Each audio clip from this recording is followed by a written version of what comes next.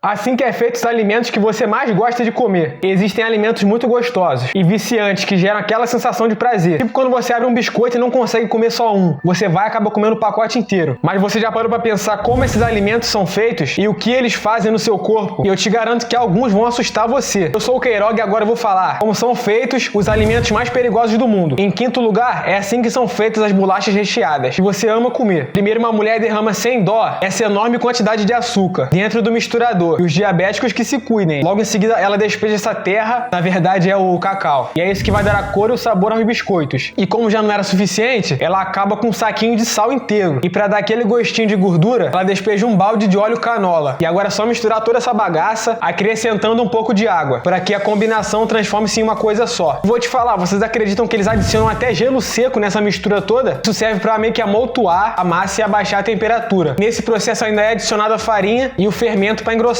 E os moldes ainda estão meio moles e devem passar por um forno. Enquanto isso, a parte superior do processo é rápido e bastante organizado. Então, finalmente, o elevador separa as bolachas e enfila na quantidade que foi definida. E eles as colocam dentro dessas bandejas, que é um pouquinho diferente do que a gente costuma ver por aí. Elas são embaladas com um rótulo referente à marca do biscoito. Sinceramente, vendo isso tudo, fico repensando se eu vou voltar a comer um biscoito ou não. Aí chega no dia seguinte e já tá comendo. É complicado. E em quarto lugar, a manteiga. Tudo começa com leite. Quando esse líquido branco chega na fábrica, ele deve ser transferido para tanques de retenção e esse cara aproveita que ninguém tá vendo e mete a mão. E o leite é analisado para poder manter a qualidade do seu teor de gordura no ponto certo. Agora em diante, o leite é aquecido para eliminar possíveis bactérias e impurezas. Só que ao fazer isso, eles acabam destruindo os nutrientes do leite. E você acha que eles estão se importando com isso? Eu acho que não. Essa ladainha meio que faz parte do jogo. E depois de pasteurizado, o leite é resfriado e bombeado para dentro de uma centrífuga. Sinceramente, eu nem conhecia essa palavra. E é simplesmente agora que a brincadeira vai começar. À medida que essa máquina gira, batendo e agitando o líquido, uma força separa o creme do leite desnatado. É nessa hora que a gordura do leite se junta para formar a manteiga. Então eles abrem a porta para drenar todo o resto do líquido, sobrando apenas essa gororoba meio gordurosa e tal. E vai acabar virando a manteiga. E se você acha que isso aqui tá pronto, tu tá muito enganado. Eles não poderiam deixar de entupir isso. Um balde cheio de sal. Afinal, isso vai dar um sabor a mais pra manteiga. Agora é só bater por mais um tempo até essa guloseima se fundir toda. Conseguir essa aparência meio pastosa. E aqui o trabalhador pega uma pá para poder coletar a manteiga, até para ser mais prático. Alguns preferem meter o mãozão e dane-se. Mas o objetivo é jogar tudo isso dentro de uma máquina de moldagem. Assim a máquina pode expelir a pasta de manteiga em potes de plástico, moldar em formato de blocos ou ejetar dentro de vasilhas. E finalmente a manteiga é armazenada para preservar sua frescura e assim ela é revendida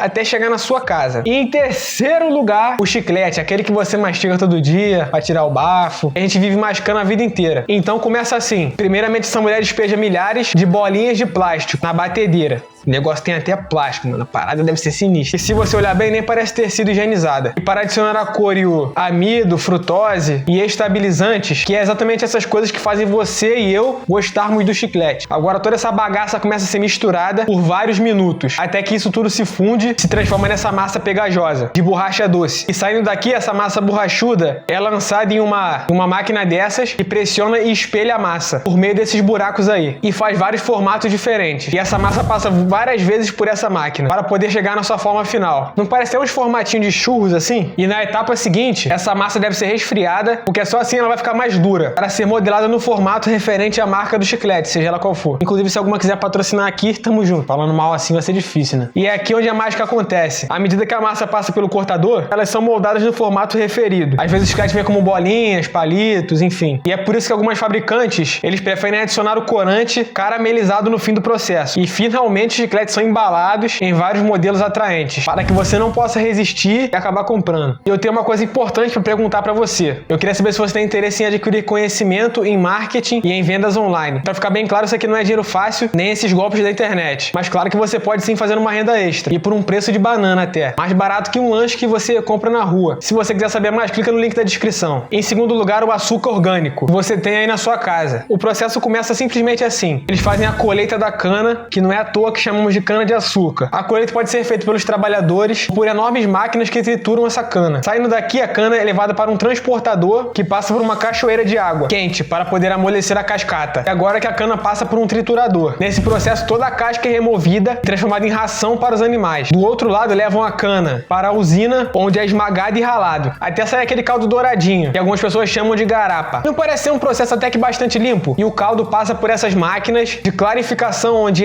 para dar aquela purificada, né? E você acredite ou não, eles mandam um funcionário despejar vários quilos de cal dentro do caldo de cana para alcalinizar e limpar o líquido. Aqui o processo de clareamento é levado tão a sério que eles até usam enxofre, mas também por ser de baixo custo. E eles não poderiam perder essa oportunidade, né? Na próxima etapa, o caldo vai para essa panela enorme onde é adicionado dióxido de carbono para aumentar o pH. Isso facilita ainda mais a remoção de impurezas. Em seguida, o caldo é servido nesses grandes silos para evaporar a água e deixar o açúcar bem mais concentrado. Quando termina tudo, sai parecendo um mel. Então esse melaço é jogado dentro de uma centrífuga e aqui os cristais são rapidamente separados do mel escuro através de borrifadas de leite com glicerina. A alta velocidade da centrífuga revela os cristais incríveis de açúcar. Quando esse pó branco é liberado, ele ainda fica bastante úmido. É por isso que ele deve passar por tubos giratórios para poder secar essa umidade excessiva. Depois de tudo isso, finalmente, o açúcar é levado para a estação de embalagem. Lá são despejados em tanques de envasamento. Cada palavra que eu nem fazia ideia que existia. E assim o açúcar está pronto para poder adoçar a sua vida. E em primeiríssimo lugar, é assim que é feita a mortadela, que você põe no pão e passa aquela manteiguinha. Para quem não sabe, elas são feitas de carne de porco, geralmente da garganta e da parte dianteira. Primeiro eles cortam a carne em vários pedaços e essa carne é jogada dentro desse moedor que tritura os pedaços, fazendo com que essa textura seja bem mais fina e aguosa. E quando eles querem ser mais rápidos, decidem usar esse ralador aí. E nem vem me falar com o que isso aí se parece. E o problema todo é que acaba ficando os pedaços visíveis de gordura, já no triturador. Além das já existentes que a gente nem repara. E eles despejam muito mais gordura, não à toa se chama mortadela, né? E é agora que as coisas complicam. Dentro desse misturador são adicionados aditivos químicos e aromatizantes, sem falar da grande quantidade de sal, que não pode faltar em nada, né? Pelo que a gente viu no vídeo todo. E condimentos e conservantes também. E a brincadeira não para por aí. Depois disso eles colocam tripas de animais em tubos de envasamento. E aquela carne que foi emulsificada no misturador começa a encher as bexigas. E eles usam cordas para poder amarrar agora que as tripas estão cheias. E são levadas para a fornalha, onde ficarão ocupadas. E é aqui que a mágica acontece. À medida que o tempo passa, os trabalhadores devem furar os invólucros para que a mortadela não passe do ponto. Quando já estão operados, recebem um choque de água fria para interromper o intervalo e isso garante com que a sua forma não seja danificada, evitando a produção de bactérias. Após o resfriamento, as mortadelas são fatiadas para serem colocadas em bandejas, mas quando não são cortadas, são armazenadas em frigoríficos e depois disso são vendidas para você. E qual desses alimentos que você viu nesse vídeo você vai deixar de comer para sempre? Comenta aqui embaixo. E esse foi o vídeo, valeu e até qualquer hora!